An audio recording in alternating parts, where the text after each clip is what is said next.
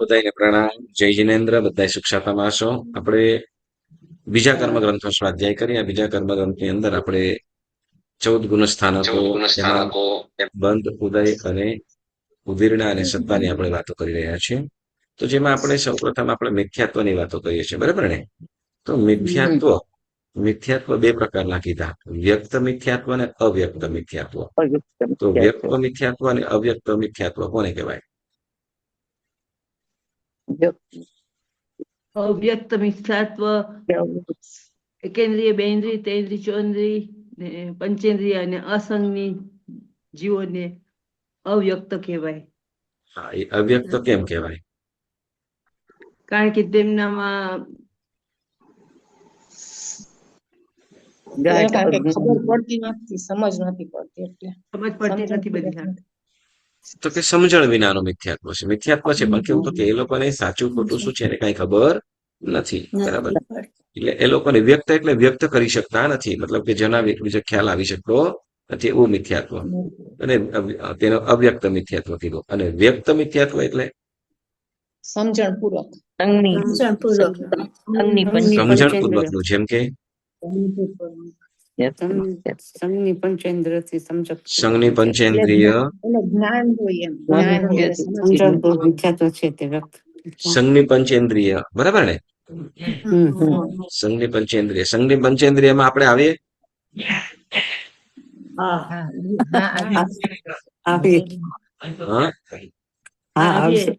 આવીએ. સંઘની પંચેન્દ્રિયમાં આપણે આવીએ. તો આપણે મનુષ્યમાં ના આવીએ. મનુષ્ય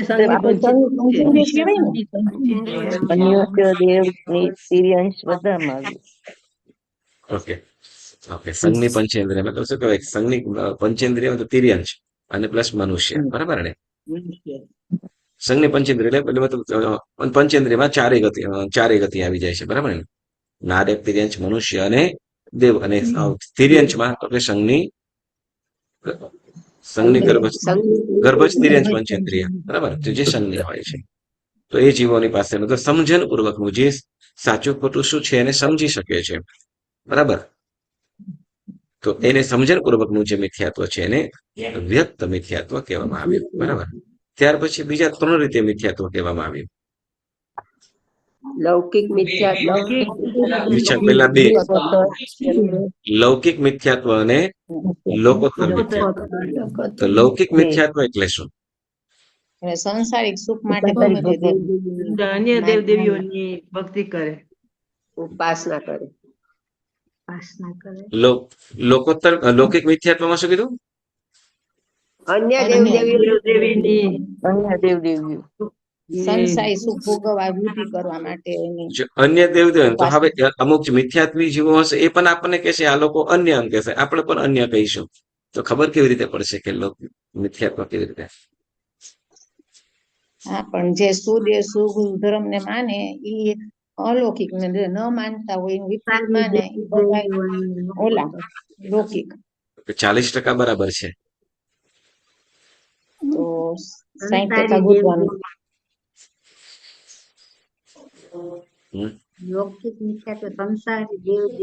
બરાબર છે. સંસારિક સુખોને ભોગવવા માટે અન્ય દેવદેવીઓની ઉપાસના કરે. સંસારિક સુખને મેળવવા માટે અથવા વધારો કરવા માટે શું કરે છે કે અન્ય એટલે વિતરાગ પરમાત્મા સિવાય, બરાબર, સમ્યક દ્રષ્ટિ સિવાયના જે દેવદેવીઓની પૂજા ભક્તિ કરે, બરાબર, માનતાઓ કરે, બાધાઓ કરે. તો આ શું થાય છે? લૌકિક મિથ્યાત્વ, બરાબર ને? લોકોત્તર મિથ્યાત્વ એટલે સંસારના સુખો કાયમ માટે. બોલો.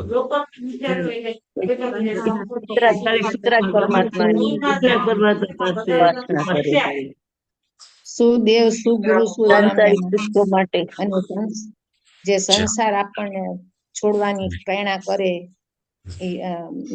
આપણે એ ધર્મ આરાધીએ એને લોકોત્તર. ઓકે, પહેલા આપણે લૌકિક ની વાત કરીએ, પછી લોકોત્તર ની અંદર. લૌકિક મિથ્યાત્વ તો કે જે સંસારિક સુખો મેળવવા માટે મિથ્યાત્વી દેવી દેવતાઓ છે અથવા અન્ય દેવી દેવતાઓની પૂજા કરવા, પૂજા ભક્તિ વ્રત બાધાઓ વગેરે કરે તો એ શું થયું છે? લૌકિક મિથ્યાત્વ. લોકોત્તર મિથ્યાત્વ એટલે તો કે જે સંસારિક સુખો માટે અરિહંત પરમાત્માની કે સર્વજ્ઞ ભગવંતોની કે સુસાધુ સુદેવ સુગુરુ સુધર્મ એની આરાધના ઉપાસના કરે, પણ લક્ષ્ય શું હોય? તો કે સંસારિક સુખો મેળવવા માટે. તો એને શું કહેવામાં આવ્યું છે? લોકોત્તર મિથ્યાત્વ. હવે સમજે ને એમ કે આપણે જિનાલયમાં ગયા પછી જો આપણે પરમાત્મા પાસે નિસ્સિહ કરીને જઈએ, બરાબર ને, ત્યારે આપણે સંસાર સંબંધી બધી જ વસ્તુઓનો ત્યાગ કરીએ. પણ હવે ભક્તિ કરતા કરતા, હા, ચૈત્ય વંદન કરતા કરતા કે પૂજા કરતા કરતા મારું આ કામ અટકી ગયું છે, કે મારું આમ જરાક આ છે, જરાક પ્રોબ્લેમ વાળું છે, મારું કામ થઈ જાય, આવો જો વિચાર કરતા હોઈએ તો એ શું થાય છે? લોકોત્તર મિથ્યાત્વ. શું કહેવાશે? લોકોત્તર મિથ્યાત્વ. કેમ? તો કે આપણે પૂજા આરાધના ભક્તિ શેના માટે કરવાની છે? આત્માના આત્માના કલ્યાણ માટે.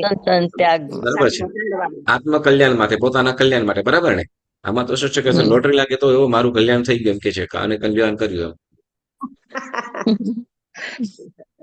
બરાબર કેતા ને શું કહે, આ તમારું કલ્યાણ થાવ, આશીર્વાદ આપતા હોય, કલ્યાણ થાવ એમ ઘણી વખત કહેતા હોય.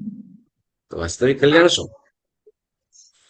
ઓકે, આપણે તો અહીંયા લોકોત્તર ની અંદર શું કે છે કે આપણે લોકોત્તર ધર્મ કે શું, જે પણ આપણે આરાધના વગેરે કરીએ આપણા કર્મનો ક્ષય માટે. શેના માટે? દુઃખ ક્ષય, કર્મ ક્ષય. દુઃખ ક્ષય શાના માટે? દુઃખનો ક્ષય. તો કે જો દુઃખ હોય તો આપણે સમાધિપૂર્વક કે શુભ ભાવપૂર્વક આપણે આરાધના ન કરી શકીએ.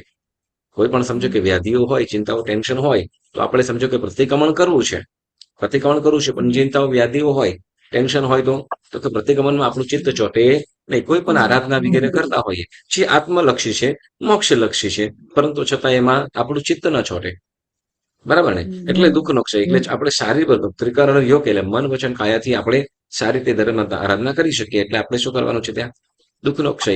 અને કર્મ ક્ષય પછી જે આપણે મન વચન કાયાથી આરાધના કરીએ એ પાછળનું કારણ તો કે મારા કર્મનો નાશ થાવ, સમ્યક્ત્વની પ્રાપ્તિ થાવ, કર્મનો નાશ થાવ, સદગુણોની પ્રાપ્તિ થાવ. ટૂંકની અંદર આપણે આવી જાય બધું જ. બરાબર ને? જે પણ આરાધના કરીએ, પાપ કર્મનો ક્ષય કરીએ, સમય કરતા હોય કે પૌષિત કરતા હોય સમતા ભાવમાં આવવા માટે. બરાબર ને? કેટલીક ઉપાસનાઓ કરતા હોઈએ દુર્ગુણોનો નાશ થાય. બરાબર? તો એટલા માટે હવે એના માટે કરવું જોઈએ, પણ એની જગ્યાએ સંસારિક સુખો મેળવવા માટે જો આપણે આ આરાધનાઓ કરીએ, પછી સામાયિક હોય કે અઠમ હોય કે પછી ઉપાસના હોય, એકાત્મું હોય, તો એ બધું જ શું થાય? લોકોત્તર મિથ્યાત્વ. લોકોત્તર મિથ્યાત્વ. લૌકિક થાય ને.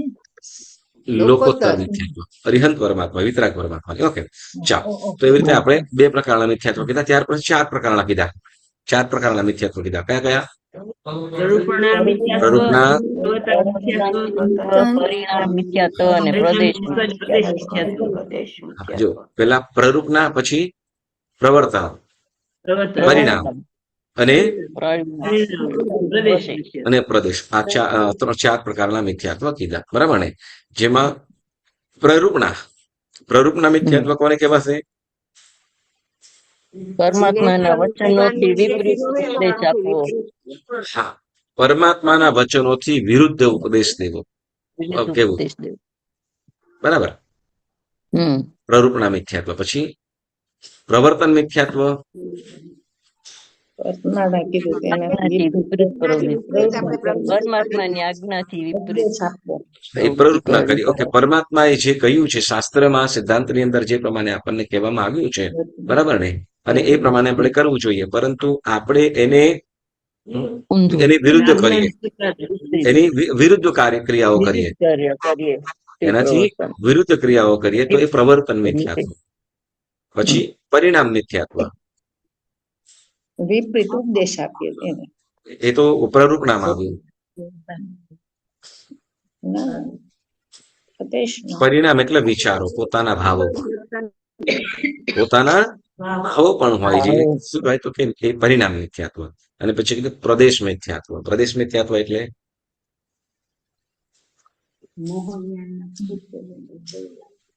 પ્રદેશ મિથ્યાત્વ એટલે મિથ્યાત્વ મોહનીયના આત્મ પ્રદેશો, મિથ્યાત્વ મોહનીયના કર્મ પ્રદેશો, જે પૂતગલ આત્મા સાથે ચોટેલા છે, બરાબર ને? એને શું કહેવાશે? પ્રદેશ મિથ્યાત્વ. બરાબર, ઓકે. હવે આપણે એમ થાય, સાંભળો, આવું કઈ અસર કરે? આવું અસર કરે કાંઈ કે શું કઈ કર્મ પ્રદેશો ચોટ્યા હોય અને આત્માના પરિણામની અંદર કઈ ફેરફાર કરે, એવું બની શકે? હા હા, ઓકે. આપણે સિમ્પલ તમને એક્ઝામ્પલ થી સમજાવું છું કે બરાબર, આપણે કોઈ પ્રસંગમાં જવું છે, બરાબર? તમે સરસ મજાના કપડાં પહેરેલા છે, બરાબર, પણ એ કપડા ઉપર દાગ લાગ્યા અથવા ગમે તે ઉડ્યું, પછી તમારું મન પ્રસન્ન રહે?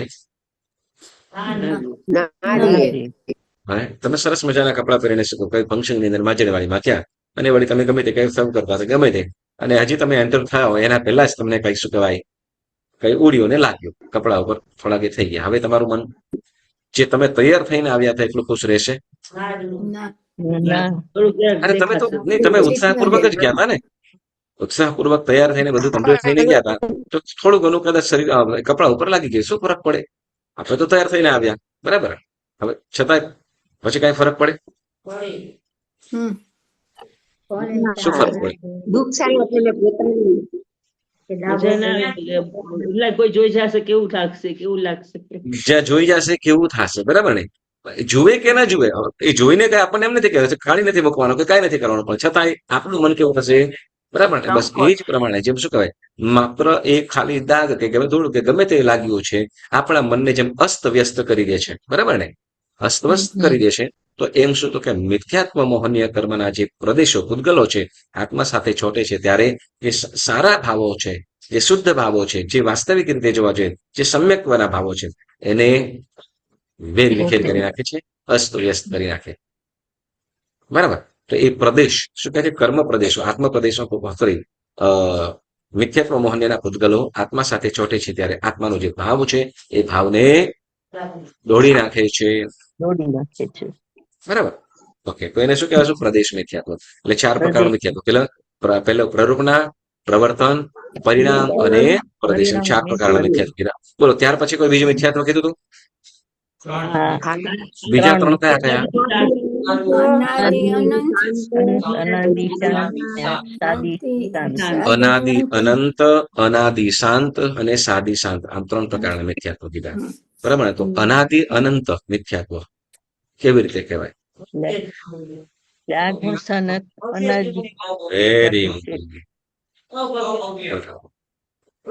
અભવ્ય અભવ્ય જીવો, બરાબર ને? જવાના નવા ઓકે, પહેલા ડેફિનેશન બોલો. અભવ્ય હોવાથી અનાદિ અનંત કાળ સુધી અનાદિ રહે છે. અનંત કેવી રીતે કહેવાશે? અનાદિ અનંત મિથ્યાત્વ. જીવ મિથ્યાત્વ અનાદિકાળથી, ફરીથી સાંભળજો, અનાદિકાળથી જીવ મિથ્યાત્વ અનાદિકાળથી અવસ્થામાં હતો, બરાબર? અનાદિકાળથી મિથ્યાત્વ અવસ્થામાં હતો અને ક્યારેય સમ્યક્ત્વ પ્રાપ્ત કરવાનો નથી, એટલે મિથ્યાત્વ અવસ્થામાં જ રહેવાનો છે, બરાબર? તો એને શું કહેવાશે?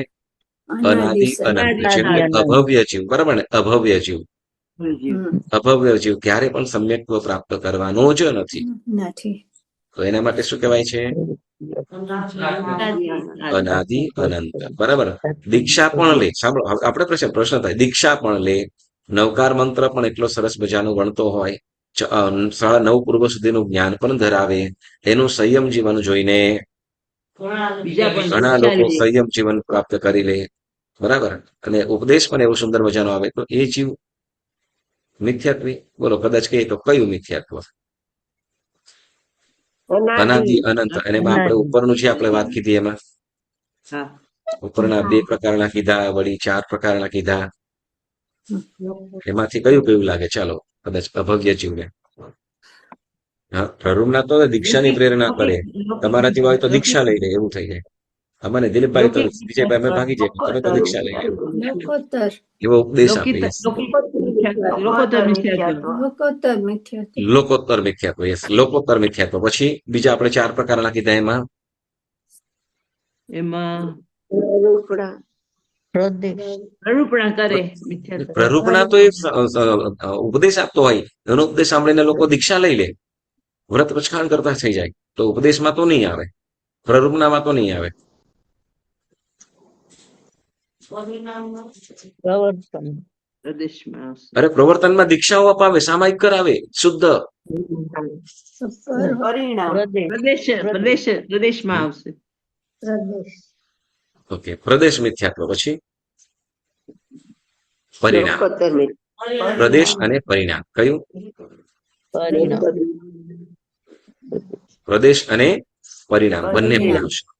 બરાબર. પછી અનાદિ અનંત એમાં પણ આવી જશે. બરાબર. હવે જો એક જ જીવની અંદર ઘણી બધી રીતે મિથ્યાત્વ ઘટી શકે છે. હવે અનાદિ અનંત કીધું, પછી બીજું કયું? અનાદિ શાંત. બરાબર. અનાદિ શાંત મિથ્યાત્વ એટલે અભવ્ય. ભવ્ય જીવન. ભવ્ય હોવા અભવ્ય. સાદી અનંત આવે નહીં, કારણ કે ઈ ઉપર આવે છે પાછા નીચે પડે. અભવ્ય એટલે શું ફરીથી? ભવ્ય જીવો આપણા જેવા જીવો આવે ને કે જેઓ મિથ્યાત્વ ગુણ સ્થાને કે છે ને સમ્યકતા પ્રાપ્ત કરી શકે છે એમ. હા, અનાદિ અનાદિ- શાંત. બીજું મિથ્યાત્વ કયું? અનાદિ શાંત. ઓકે, અનાદિ અનાદિ શાંત. કાળથી જીવ મિથ્યાત્વ અવસ્થામાં તો હતો જ, પરંતુ જ્યારે એ સમ્યક્ત્વ પ્રાપ્ત કરી શકે, બરાબર ને? હા. સમ્યક્ત્વ પ્રાપ્ત કરે, જેમ કે આપણા જેવા જીવો છે તો કદાચ આની અંદર આવી શકીએ. જો સમ્યક વાસ્તવિકતા પ્રાપ્ત થયું હોય તો શું થયું? અનાદિ શાંત. નિશાંત. આપણે કે નહીં, એક વસ્તુ છે કે આપણે ક્યારેક તો અંતર્મુહૂર્ત માટે તો આપણને એવો શુભ ભાવો આવ્યા છે ને કે ભગવાનના વચનો ઉપર કે ભગવાને કહ્યું છે સત્ય છે તદ્દન. આવું આપણે ક્યારેક તો થયું હશે, બરાબર? એ અપેક્ષા અનાદિ શાંત. શું છે? અનાદિ શાંત થયું. પછી વળી પાછા એવા રેવાડે ચડ્યા ને મિથ્યાત્વમાં પણ પહોંચ્યા. આવું બને કે ના બને? બરાબર. એટલે શું કે મિથ્યાત્વનો અંત આવ્યો. અનાદિકાળથી જીવ, બરાબર, અનાદિકાળથી જીવ મિથ્યાત્વ અવસ્થામાં હતો અને કઈક અવસ્થાએ પામતા સમ્યક્ત્વ પ્રાપ્ત થયો અને શાંતની અંદર, એટલે તો કે એ પછી આત્મા મોક્ષે પણ વયો ગયો. કેવળ જ્ઞાન પામીને મોક્ષે પણ વયો ગયો. એટલે શું થયું? અનાદિ શાંત. બરાબર ને? જેમ શું કહેવાય કે ગૌતમ સ્વામીજી છે કે અહિમુત્તા મુનિ છે કે પછી મહાવીર સ્વામી ભગવાન છે, પેલા મિથ્યાત્વ અવસ્થામાં જ હતા ને. બધા જીવો મિથ્યાત્વ અવસ્થામાં જ. જેમ પ્રભુ મહાવીર સ્વામીએ નૈસારના ભવની અંદર ગોચરી વરાવતા, બરાબર, અને નવકાર આરાધના કરતા સમ્યક્ત્વની પ્રાપ્તિ કરી, બરાબર ને? તો ત્યાં એના પહેલા તો મિથ્યાત્વની અવસ્થા હતી અને 27મા ભાવની અંદર મોક્ષે પણ ગયા. એટલે અનાદિ શાંત. શું થયું? અનાદિ શાંત. અનાદિ શાંત. બરાબર. ઓકે, એટલે જે પણ જીવો મોક્ષે જતા રહ્યા છે એમાં 24 તીર્થંકર પણ આવી જાય, બધા ગણધરો પણ આવી જાય, જેટલા પણ મોક્ષે ગયા છે બધા આત્માઓ. પછી ક્ષેત્ર કોઈ પણ હોય. ઓકે, હવે આગળ પછી આપણે સાદી શાંત મિથ્યાત્વ. શું કીધું? સાદી શાંત. સાદી શાંત. બોલો, સાદી શાંત મિથ્યાત્વ કોને કહેવાય? સમ્યક્ત્વ પ્રાપ્ત કર્યા પછી પાછા પડે મિથ્યાત્વમાં સમ્યક્ત્વ આવે. પ્રાપ્ત કર્યું હોય, સમ્યક્ત્વ પ્રાપ્ત થયો હોય ને પછી વળી એ જીવ મિથ્યાત્વમાં આવે. મિથ્યાત્વમાં વયો જાય. મિથ્યાત્વમાં વયો જાય. એટલે સમ્યક્ત્વથી પતિત થાય ને મિથ્યાત્વમાં વયો જાય.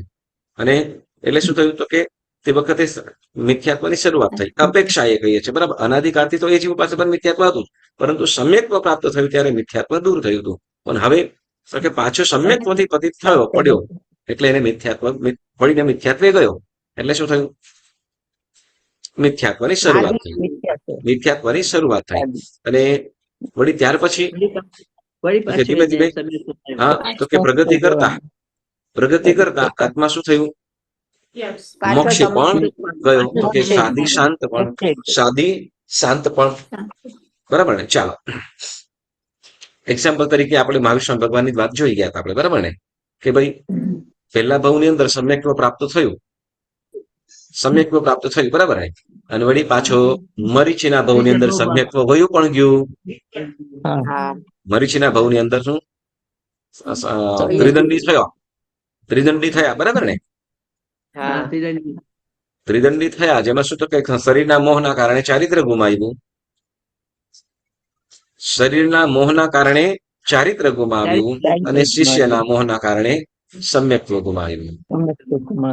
બરાબર. હવે સમ્યક્ત્વ ગુમાવ્યું એટલે મિથ્યાત્વ આવી ગયું, પરંતુ પાછો ધીમે ધીમે આમ કરતા કંઈક લગભગ ઓલા 17મા કે 18મા ભાવની અંદર 16માં ભાવ. હા 17 17મા ભાવની 16માં અંદર. ભાવ. હા તો તે વખતે ફરીથી ને સમ્યક્ત્વની પ્રાપ્તિ થઈ અને ત્યાર પછી મતલબ ત્યાં મિથ્યાત્વનો શું સમ્યક્ત્વની પ્રાપ્તિ થઈ એટલે મિથ્યાત્વનો અંત થયો એટલે લગભગ 15 ભાવ. હા તો કે 15 ભાવ કેવા હતા મિથ્યાત્વના. મિથ્યાત્વમાં. બરાબર ને હવે મિથ્યા પછી તો કે સમ્યક્ત્વની પ્રાપ્તિ થઈને અંતે શું થયું છે મોક્ષે ગયા. હા મિથ્યાત્વનો અંત થયો અને પ્રભુ મોક્ષે પણ જતા રહે. હવે એના માટે કાયમ માટે શું થઈ ગયું તો કે મિથ્યાત્વનો અંત આવી નાશ ગયો. થઈ ગયો. બરાબર સાદી મિથ્યાત્વનો હા મિથ્યાત્વનો અંત આવી ગયો. આપણા જેવા જીવો માટે શું થાય તો કે જ્યાં સુધી કર્મગ્રંથ બનીએ ત્યાં સુધી સમ્યક પછી જેવું સમ્યક કર્મ પાઠ પૂરો થાય પછી સાચી વાત. ના ના સાંભળો નહીં એવું નથી બસ આ શું છે કે ખાલી તમને પકડી લેવાનું તમને હંમેશા કે મારી ઉપર ભરોસો નહીં કરવાનો ગમે તે બનાવી દો એવું છો. તમે ગુરુ છે તમારા પર ભરોસો કરે ને. વાહ ઓકે ચાલો શું કેમ આપણે એક શુભ ભાવ છે શુભ ભાવની અંદર હોઈએ બરાબર શુભ ભાવની અંદર આ મિથ્યાત્વ જો આપણે જો કદાચ મિથ્યાત્વના સંગતે પડીએ અને ધીમે ધીમે એ પણ એના તરફ આપણે જે આકર્ષાય તો સમ્યક્ત્વ એવું નથી કે એક સરખું વયું જાય. હા એક સાથે વયું જાય એવું નથી હોતું કે લાઈટ જેવું નથી કે ભાઈ સ્વિચ ઓફ કરીને અંધારું થઈ ગયું ના હોય ધીમે ધીમે મલિન થતું જાય. જેમ શું કહેવાય દૂધની અંદર પાણી નાખવામાં આવે તો એક સાથે કઈ દૂધ એ ન થઈ જાય પણ પાણીનું પ્રમાણ વધી જાય એટલે શું થઈ જાય પછી દૂધ પાણી બની જાય. એની વખત કે દૂધ છે કે પાણી છે દૂધ વેચે છે પાણી વેચે છે એમ થાય ને. હા બરાબર હા તો એટલે એવી રીતે શું કે દૂધનું પ્રમાણ ઓછું એટલે પાણીનું પ્રમાણ વધી જાય પછી દેખાતું હોય સફેદ છતાં પણ શું કહેવાશે પાણી. બરાબર ને તો એવી રીતે શું થાય તો કે સમજો કે આપણે માત્ર શું બાહ્ય પ્રવૃત્તિ કદાચ પ્રવૃત્તિથી માત્ર સમ્યક રહીએ પણ ભાવથી અને વિચારોથી મિથ્યાત્વ થઈ જાય આવું બની શકે. એટલે શું તો કે મિથ્યાત્વથી જેટલું દૂર થવાય એટલો પ્રયત્ન કરવાનો. ઓકે ચાલો તો હવે એ રીતે આપણે 3 પ્રકારે મિથ્યાત્વ કીધા પછી 5 પ્રકારના મિથ્યાત્વ પણ કીધા હતા. હા અભિગ્રહિત અભિગ્રહિત અનભિગ્રહિત સાંશયિક અભિનિવેશિક અને અનાભોગિક. બરાબર ને હા અભિગ્રહિત મિથ્યાત્વ કોને કહેવાય પોતે જ બધું માનેલું હોય તે જ સાચું એમ પોતે માની માનેલું હોય તે સાચું બાકીનું બધું ખોટું. ખોટું. એકાંત મત છે ને કહેવાય શું એકાંત મત પોતે જે માનેલું હોય એ જ હતું બરાબર પણ જેમાં શાસ્ત્ર ઉપયોગ હોવો જોઈએ શું શાસ્ત્ર સંમત હોવું જોઈએ. આપણને પોતાને સમજાયું હોય એ સમ્યક્ત્વ નહીં પરંતુ શાસ્ત્ર અનુસાર આપણને સમજાય છે કે કેમ એ જોવાનું છે. બરાબર તો એ પ્રમાણે જે ખાલી પોતાને જે સમજાયેલું હોય એ જ સાચું બાકી ખોટું. જેમાં આપણે શાસ્ત્રની અંદર શું કીધું આપણો જૈન ધર્મ શું કે છે શ્યાદવાદ એટલે અનેકાંતવાદનો મતલબ શું સાચું હોઈ શકે ને ઓલું પણ સાચું હોઈ શકે. અનેકાંતવાદ એટલે સર્વ દ્રષ્ટિથી જાણવું સર્વ નયને વિચારવાનું છે. હા જે સાતે નયને બરાબર ને સપ્તનય ભંગી બધી રીતે વિચારવાનું છે. તો એ જેમ શું કહેવાય કે 2 જણ સામસામે ઉભો હોય ને વચ્ચે કદાચ ઇંગ્લિશમાં 6 નો આંકડો લખ્યો હોય તો એક જણને 9 દેખાય ને બીજાને 6 બરાબર ને બને હવે એક જણ 6 પકડીને એક જણો 9 છે આમ જ છે બરાબર તો બંને ખોટા કે બંને સાચા બે સાચા હોઈ શકે. હા બંને સાચા હોઈ શકે. આપણે પોતપોતાની દ્રષ્ટિએ પણ આપણે બંને સમજો કે બંનેનો નિર્ણય હોય તો આપણે જે જોયું હોય એ સાચું કહીએ તો બસ આપણે પણ એક અભિગ્રહિક મિથ્યાત્વમાં આવી જઈએ. કેમ તો કે આપણે પણ એક જ પકડ્યું છે. બરાબર ને શું થશે તો કે બંને બીજાને ખોટું કેવું સાંભળ્યું બીજાને ખોટું કેવું એ પણ મિથ્યાત્વ છે. પોતાને સાચું અને બીજાને ખોટું કેવું એ પણ મિથ્યાત્વ છે. હવે સમજો કે આપણે જે બાજુ આપણે ઉભા હોઈએ એ જોઈને એ આપણે સાચું કેવું પડે એવું કે તો કે તે વખતે પણ આપણે કેમ તો કે સામે વાળો એની દ્રષ્ટિએ ખોટો છે એ સાચો જ છે તો એને આપણે ખોટો તો કહી શકીએ નહીં એટલે બીજાને ખોટા કેવું એ પણ શું છે એક પ્રકારનું મિથ્યાત્વ આપણે 7મા એની અંદર આવે છે બરાબર તો કે એની દ્રષ્ટિએ સાચો છે શું છે એની દ્રષ્ટિએ સાચું. સાત અને સપ્તનયની અંદર આપણે શું કહેવાય આપણે કયું જ્ઞાનસાર ભણ્યા તે વખતે સાત નયોની વાત કરી ગઈ. તો એની અંદર સાત નયોની અંદર સામેવાળો જીવ છે એની દ્રષ્ટિએ શું છે? સત્ય છે. કોઈને પણ ખોટા કહેવું નહીં. બરાબર. તો એ પ્રમાણે શું થાય છે? તો કે આ એટલે પોતે માનેલું, બરાબર ને, પોતે શાસ્ત્ર સંમત હોવું જોઈએ પાછું. શું? શાસ્ત્ર સંમત. શાસ્ત્ર સંમત એટલે એ સર્વજ્ઞ ભાષિત જે ધર્મ છે એ ધર્મશાસ્ત્રને આધીન હોવું જોઈએ. બરાબર. પણ પોતાને સમજાયું હોય એને આપણે પોતે સત્ય કહીએ, બરાબર ને, તો એ આભિગ્રહિક ની અંદર એટલે બીજું. પછી અનાભિગ્રહિક એટલે ધર્મ સરખા છે. સર્વ ધર્મ સરખા છે, બરાબર ને.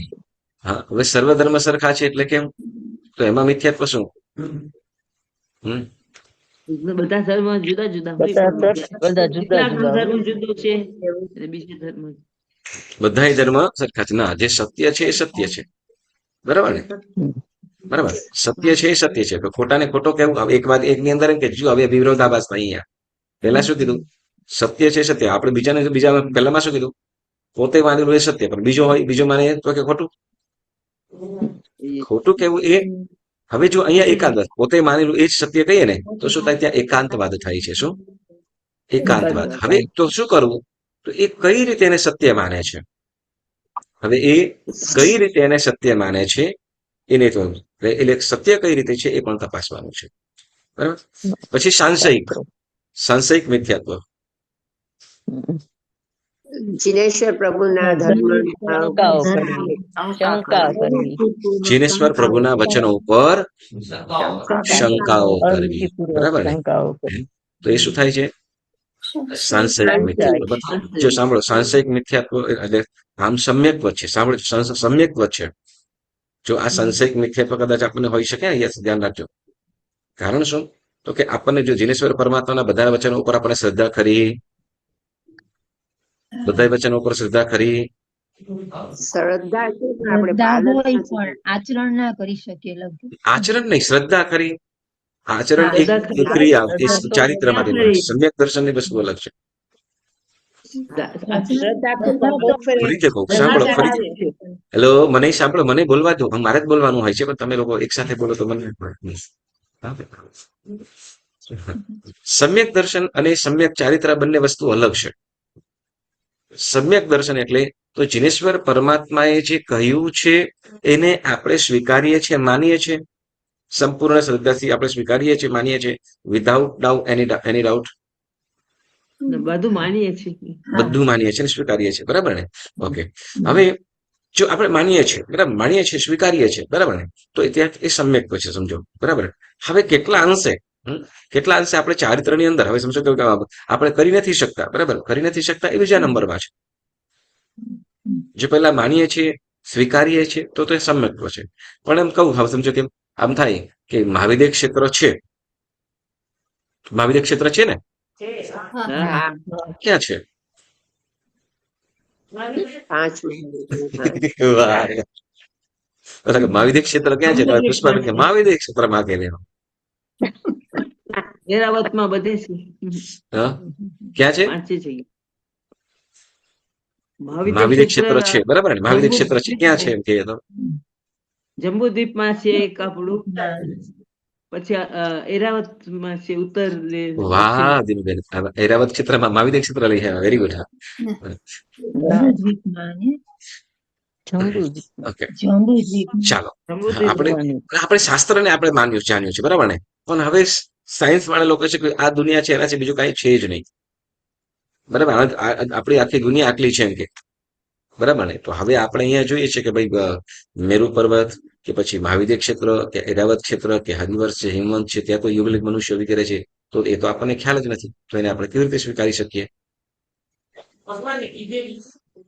ભગવાન જોયું છે અને શાસ્ત્રોમાં લખેલું છે, બરાબર ને. શાસ્ત્રો એ શીખવાડ્યું, પણ સાયન્સે માથું ફેરવેલું છે એનું શું? તો એટલું એ માનવાનું જોવું નહીં. પડશે ને. ચાલો, હું તમે શું કહું, મારી સાથે તમે છો અને હું તમે, આપણે બધા એક બુદ્ધિ વાળા છે એટલે ગાના ગાના હરખા ભેગા થયા છે, પણ સાયન્સ વાળા કોઈ ભેગા થાય પછી કે તો બતાવો, ચાલો સાબિત કરો એમ કે તો શું કરો તમે? પરમાત્માએ કીધું છે એ પ્રમાણે, ધર્મ પ્રમાણે. એ જ તો હા યસ અને બસ પછી હા સાયન્સ વાળા માને પણ નહીં. પછી થાય એવું એક વખતે છે ને સાંભળો, પછી જે સાચું કદાચ સમજાવવું હોય ને સમજાવી ન શકાય. એક વખત બન્યું એવું છું, તો એક ડોક્ટર છે ને શું કહેવાય કે આ ગધેડો છે ને જરાક ભૂકે છે, બહુ બહુ ભૂકે છે ને શાંત રાખવાની દવા. શાંત થાય એની શું કહે ભૂખતો અથવા બોલતો નથી. હા તો હવે જરાક જોર સારી રીતે ભૂકે એના માટે શું કે દવા, એટલે દવા એ પીવડાવવાની હતી. દવા શું, દવા પીવડાવવા માટે શું કરવું પડે તમને? તો કે પાઇપની અંદર દવા નાખવાની હતી અને પછી ફૂંક મારવાની હતી. અને ફૂંક મારે એટલે ઓલા ગધેડાના મોઢાની અંદર પેટની અંદર ડાયરેક્ટ વહી જાય મોઢેથી જ.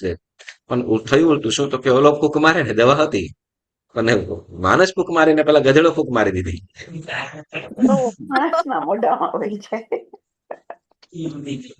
હા હવે આવું થાય તો શું થાય? પછી તો કે માણસની જગ્યાએ હોય દવા, આ માણસ ભૂખતો હતો તો વધારે થઈ ગયો. હા એટલે શું કહેવાય કે આમ શું કહેવાય કે એવા એવા પાસે શું કહેવાય એક વસ્તુ છે સમ્યક્ત્વ. ભગવાનને આપણને કીધું છે ઘણી બધી વસ્તુઓ છે. સાયન્સ શું છે, શોધ કરે છે એને જાણે છે માને છે. સાયન્સ શોધ કરે છે અને જાણે છે ને એને માને છે, બરાબર. જે ઘણી બધી વસ્તુઓ છે એમ કે છે બરાબર કે ગ્રહો, આ નવો ગ્રહ ગોત્યો, આ નવો ગ્રહ ગોત્યો, શોધ્યો, બરાબર ને આવું આવે છે ને, બરાબર. એને શોધ્યો એટલે હતો કે પછી ત્યાં પહોંચી શક્યો? હતો. હતો જ, બરાબર ને? હતું જ, અનાદિકાળથી છે અનંતકાળ સુધી રહેવાનું છે. બસ એને તે વખતે એને ધ્યાનમાં આવ્યું. હા ભારતની શોધ કોને કરી? ભારતની શોધ કોને કરી?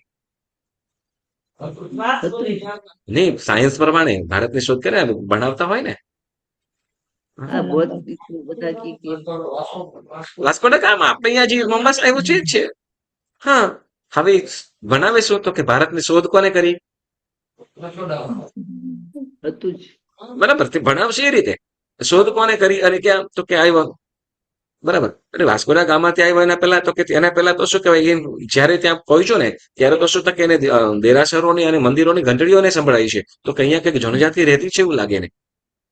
હા એ લોકો કપડા નતા પહેરતા અને શું કહેવાય કે એ લોકોની પાસે એવા નતા, ત્યારે અહીંયા મહેલો હતા આપણે દેશની અંદર. એટલે એમ કે છે શું કે છે કે મૂળ વસ્તુ કે જે સાયન્સ એવું છે કે જે શોધે છે એને મળે છે ત્યારે આની શોધ કરી આની શોધ, એ હતું જ તે, બરાબર ને. એટલે ઘણી બધી વસ્તુઓ છે, ઘણી બધી વસ્તુઓ છે જે સાયન્સથી પુરવાર થતું નથી. સાયન્સથી એને આપણે પુરવાર કરી શકતા નથી, બરાબર. તો જેમ આપણે જે અર્થ કહીએ છીએ તો આપણે આજે દુનિયા કહીએ છીએ આખું ભરત ક્ષેત્ર પણ નથી. આપણી જે અત્યારની જે પૂરી દુનિયા જે ગણીએ છે ને એ આખું એક ભરત ક્ષેત્ર પણ થતું નથી.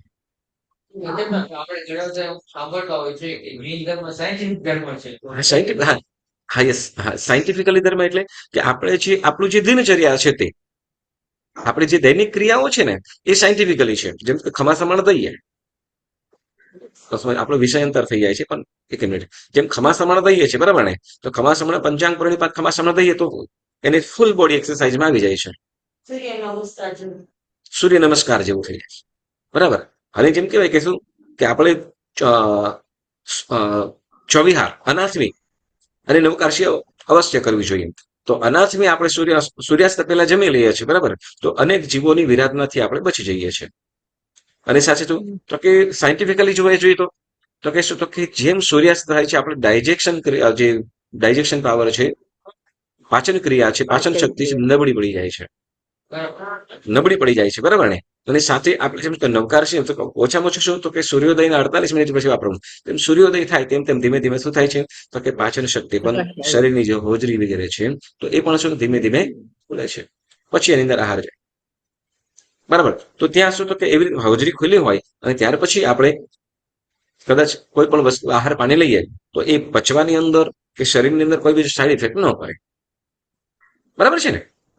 તો એ રીતે સાયન્ટિફિકલી, બરાબર. જેમ આપણે સમતા ભાવની અંદર કે આમ ધ્યાનની અંદર આ પ્રક્રિયા પણ સાયન્ટિફિકલી પણ એ શું કહેવાય સિદ્ધ થયેલું છે, બરાબર. તો એ રીતે આ પણ આપણે મિથ્યાત્વની વાત કરતા હતા કે પોતાની રીતે મિથ્યાત્વ કેવી રીતે?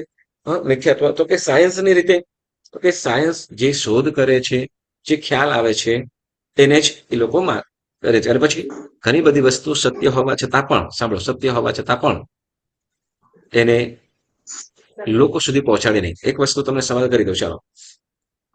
કેટલા વર્ષ પહેલા ચંદ્ર ઉપર ગયા હતા? હા, 69માં ચંદ્ર ઉપર ગયા હતા, બરાબર ને? ત્યાર પછી કોઈ વખત ગયા છે? ચંદ્રયાન નહીં, ચંદ્ર ઉપરની વાત. હા,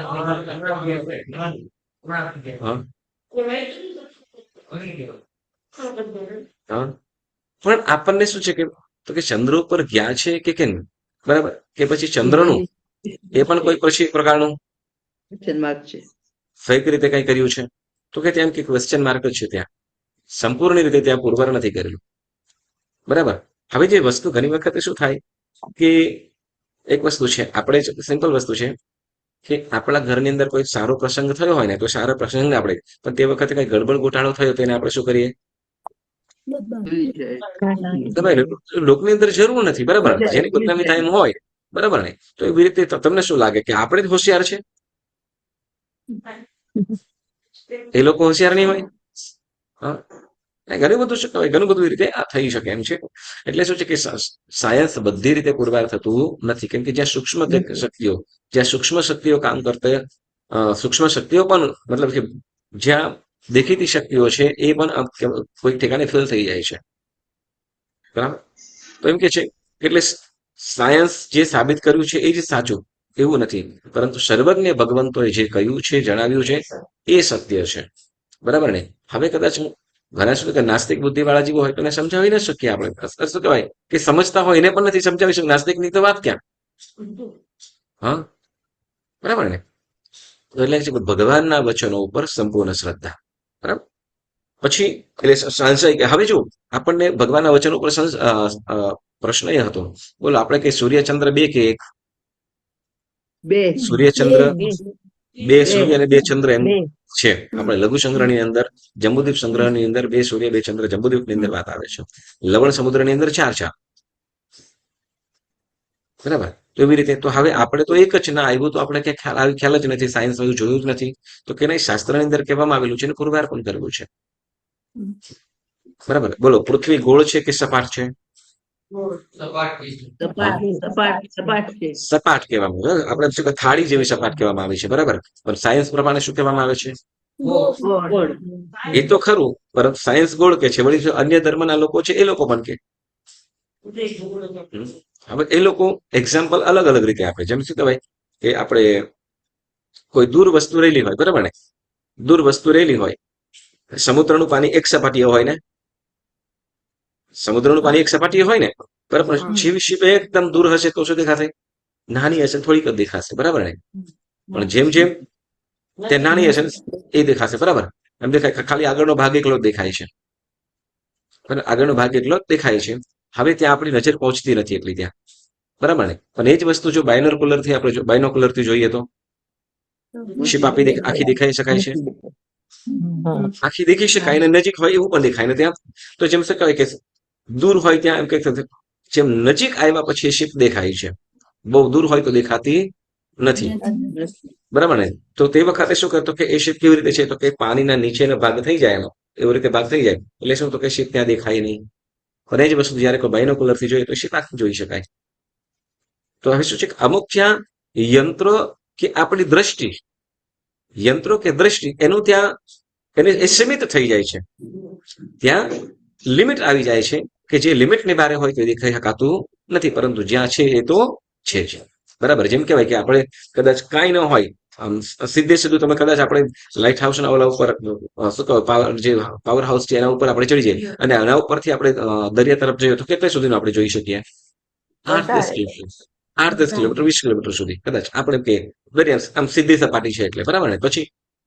પછી આગળ બ્લુ જ દેખાશે, બરાબર? બ્લુ ખાલી આમ બ્લુ દેખાશે બધું સ્કાય, બરાબર? તો હવે ત્યાં શું, તો કે ત્યાં કઈ છે કે નહીં, તો કે છે, હા ત્યાં પણ છે, પણ આપણે એને જોઈ શકતા નથી, બરાબર? હવે આપણે શું એને જોઈ શકતા નથી, આપણે માની લે કે નહીં આટલે સુધી છે, આટલું છે, બાકી આગળ કઈ નથી. હા, તો અહીંયા આપણને શું કે છે એમ કે હવે જેમ સીમિતમાં આવી જાય, સીમિત. તો જેમ કહેવાય કે આપણે ભરત ક્ષેત્રની અંદર છીએ અને દક્ષિણ દિશાની અંદર લવણ સમુદ્ર છે, તો લવણ સમુદ્ર પછી આગળ તો કે આગળ માત્ર પાણી પાણી પાણી પાણી ને પાણી છે, બરાબર ને? પાણી સિવાય બીજું કાંઈ પણ છે નહીં. બરાબર છે? ના છે ને દ્વીપ ને સમુદ્ર બીજા. હા, ત્યાર પછી ધાતકી ખંડ આવે છે. બરાબર ને?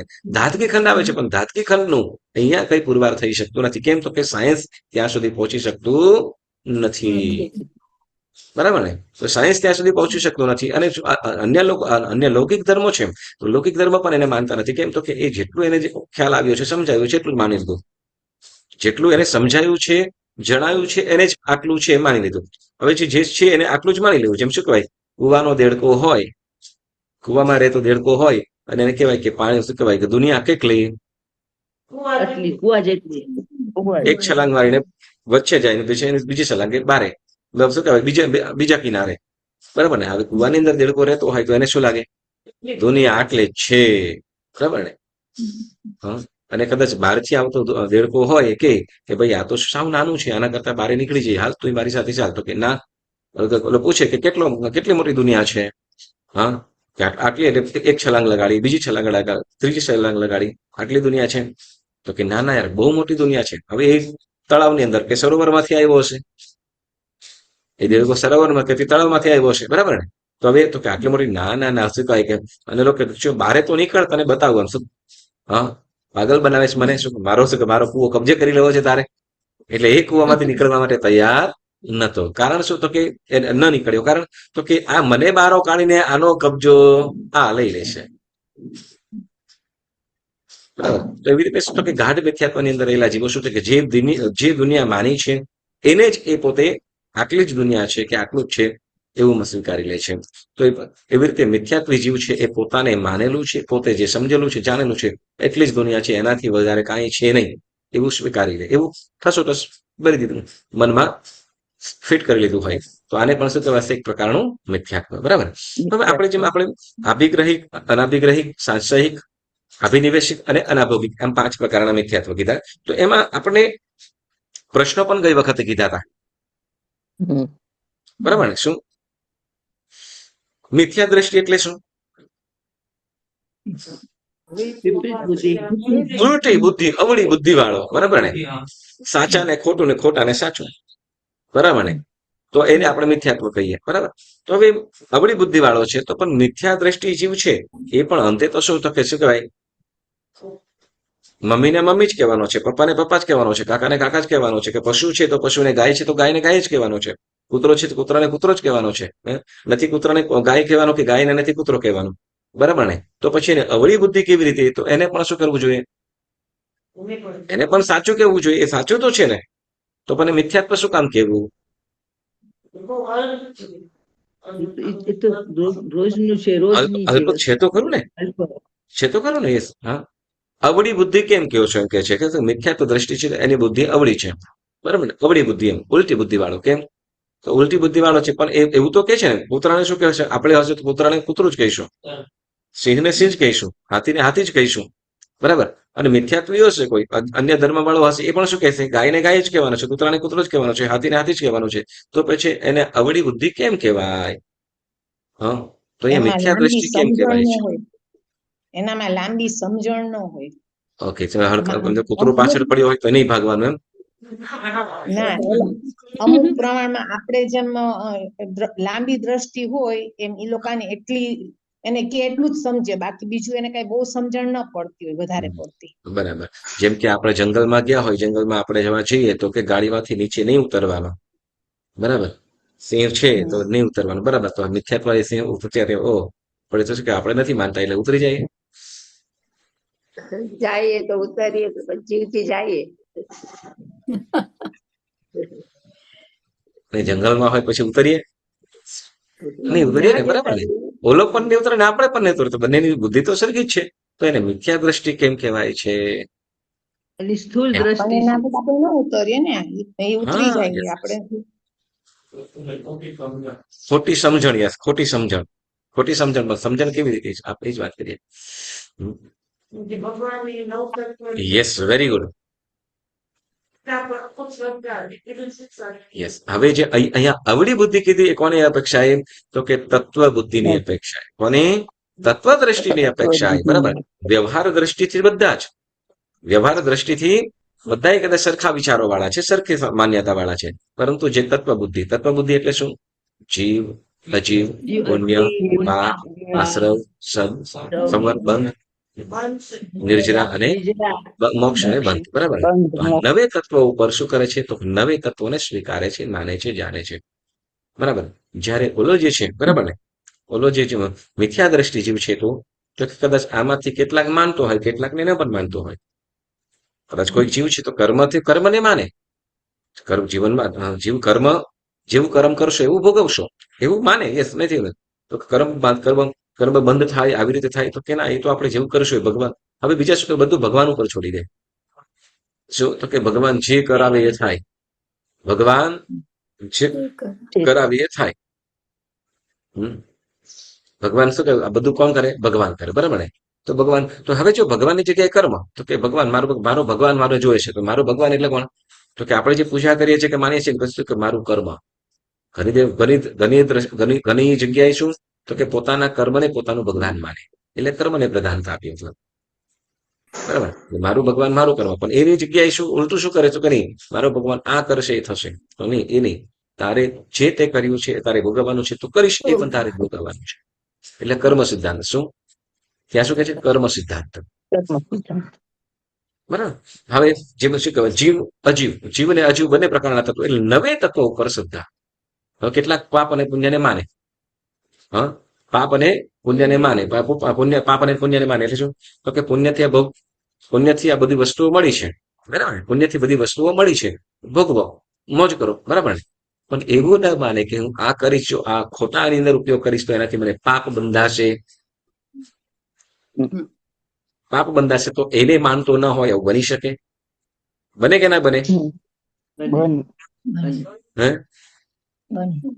બને ને? અરે ઘણા બધા જીવો છે, જો પાપ બંધશે તો અટકી જાય, ડર તો થાય ને જીવ, તો ચોક્કસ તો કરે. તો ઘણા બધા પાપોથી પાપ બંધ, આ શું કહેવાય, અશુભ કર્મનો બંધ મને થાય છે. આટલું મતલબ અશુભ કર્મ એટલે જેને આપણે પાપ કર્મ કહીએ. તો આને જો માનતો થઈ જાય તો જીવ ઘણા બધા અકૃત્ય કરતો, કે જે નથી કરવા યોગ્ય કાર્ય કરતો, અટકી જાય છે. એ બંધથી અટકી જશે. બરાબર. તો એટલે શું કે છે? કર્મ શેની વાત કરીએ છીએ આપણે? નવ તત્વ. એટલે નવ તત્વો ઉપર જે શ્રદ્ધા, તેને લઈને આપણે શું કહે છે? સમ્યક્ત્વ. બાકી વ્યવહારથી તો બધાય સરખા, એટલે સાચો વ્યવહાર દ્રષ્ટિએ સાચો છે. સંસારમાં જે માને શાસ્ત્ર ખોટું બધું ઈ બરાબર છે, મિથ્યાત્વ એટલે માની લીધું. હા, યસ. અને આપણે જે અવતત્વ આપણે જ્ઞાનમાં હોય ઓલી ઓ મિથ્યાત્વ લાગે છે. હા, યસ.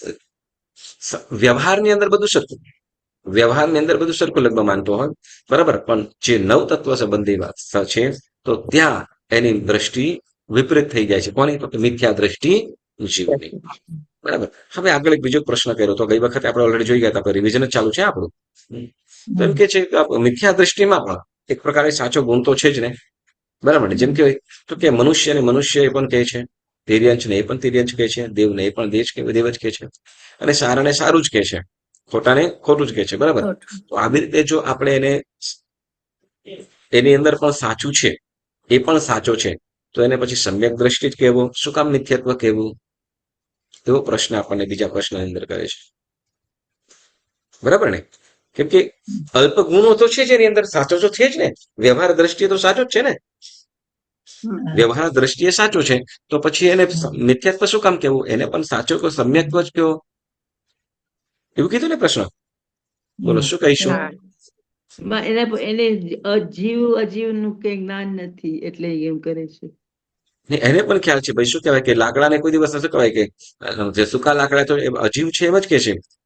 કે કીડી મકોડા છે, પશુઓ છે, એની અંદર જીવ છે, માને જ છે. વનસ્પતિમાં જીવ છે એ પણ માને છે. પુણ્ય થાય છે, આ કરવાથી પાપ થાય છે, એનો ખ્યાલ નથી. અને પાપ પુણ્યનો પણ ખ્યાલ છે. મિથ્યા દ્રષ્ટિ જીવો છે તો એ લોકોને પણ પાપ કરે છે. આપણે ઇંગ્લિશ શું કહેવાય, આપણે શું કહેવાય ઇંગ્લિશમાં સિન કહેતા હોય ને, સિન ને અને પુણ્યને, પુણ્યને શું કહીએ ઇંગ્લિશમાં? પાપને સીન કહેવાય. અરે ભગવાન, એ તો હું બોલી ગયો. તમે ઇંગ્લિશ ભણ્યા તો મને ફાયદો શું? લખ લખ લક એટલે ભાગ્ય થયું ને.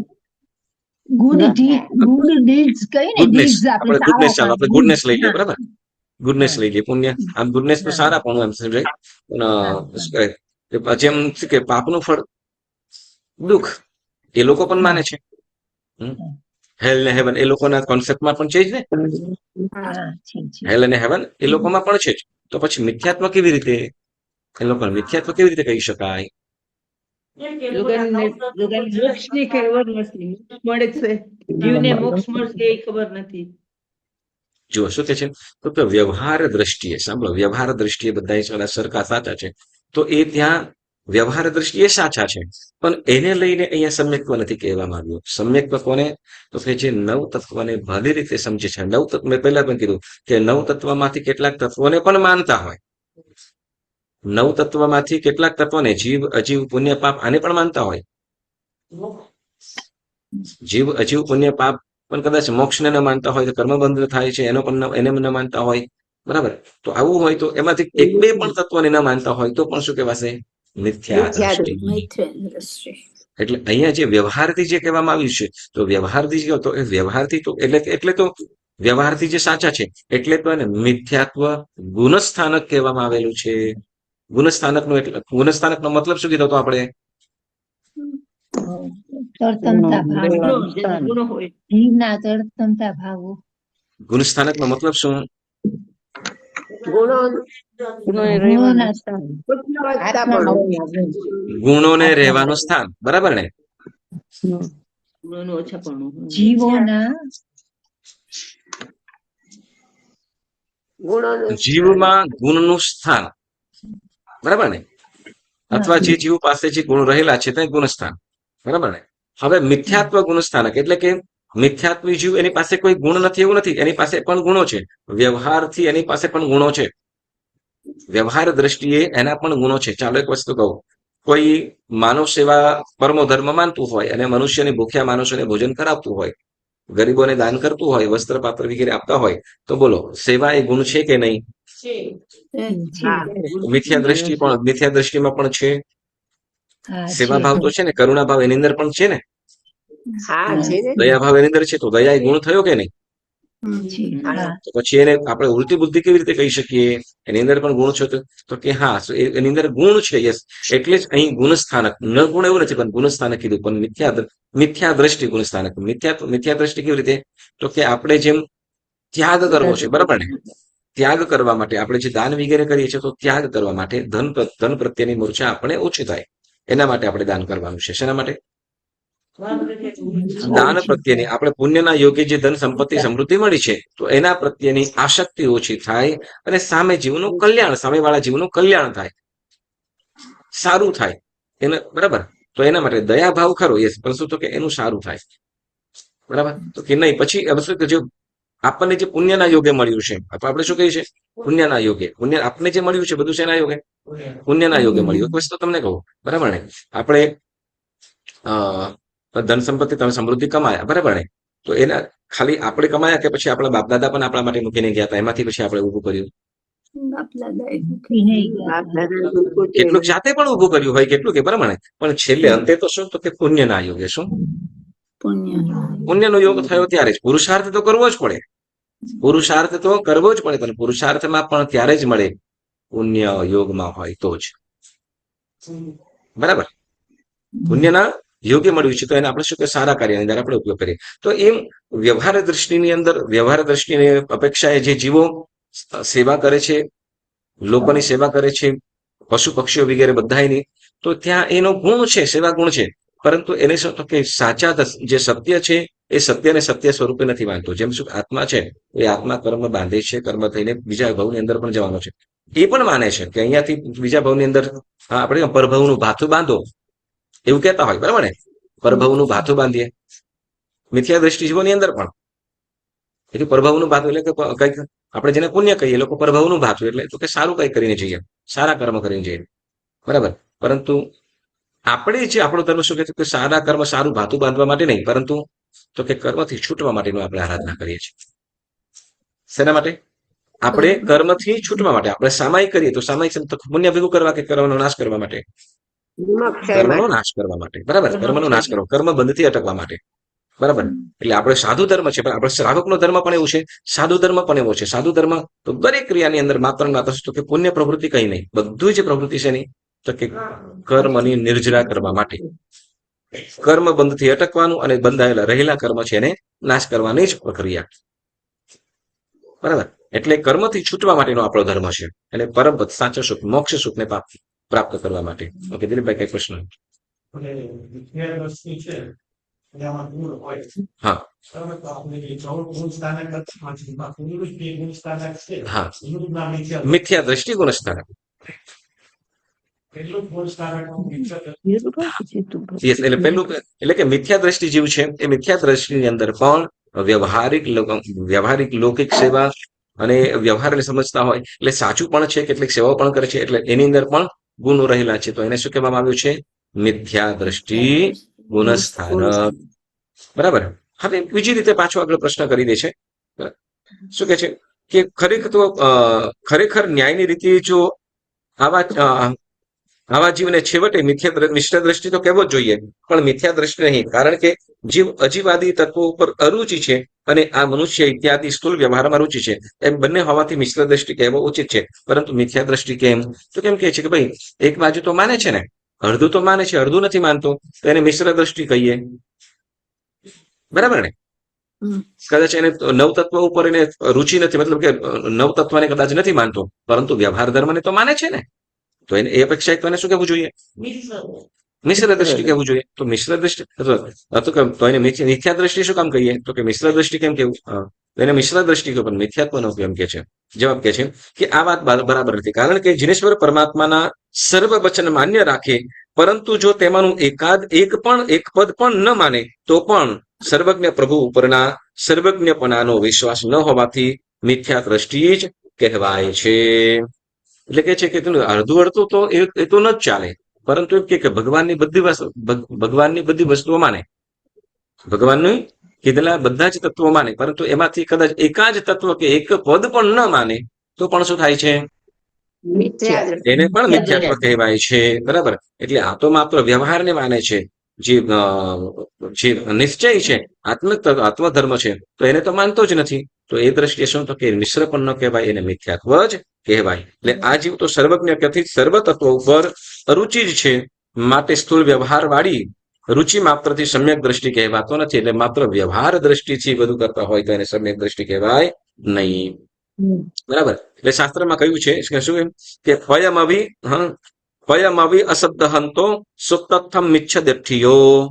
અર્થ કે છે કે સમ્યક દ્રષ્ટિ અને મિથ્યા દ્રષ્ટિમાં આ જ અંતર છે કે જે સમ્યક દ્રષ્ટિ છે તે પોતાને સર્વજ્ઞ કથિત જીવ અજીવ આદિ તત્વ સમજાય કે ન સમજાય, તો પણ સર્વજ્ઞ પ્રભુ ઉપર સર્વજ્ઞ અને વિતરાગપણાની શ્રદ્ધાથી સત્ય કરીને જ સ્વીકારે છે. જ્યારે મિથ્યા દ્રષ્ટિ જીવ પોતાને જેટલું સમજાય તેટલું જ સત્ય માને છે અને ન સમજાય તેને મિથ્યા માને છે.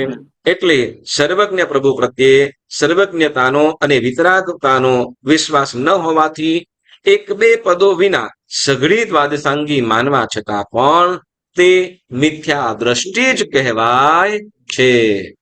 સમજાયું? જો આપણને વચનો પરમાત્માનો બતાવેલું જે જ્ઞાન છે આપણને સમજાય કે ન સમજાય, બની શકે, યસ, બરાબર ને.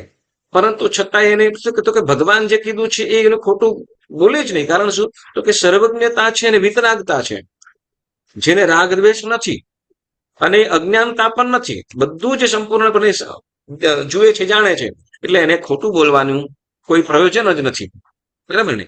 એટલે ભગવાન જે પણ કહે છે તે સત્ય જ, જે પણ કહે છે તે સત્ય જ કહે છે, બરાબર ને.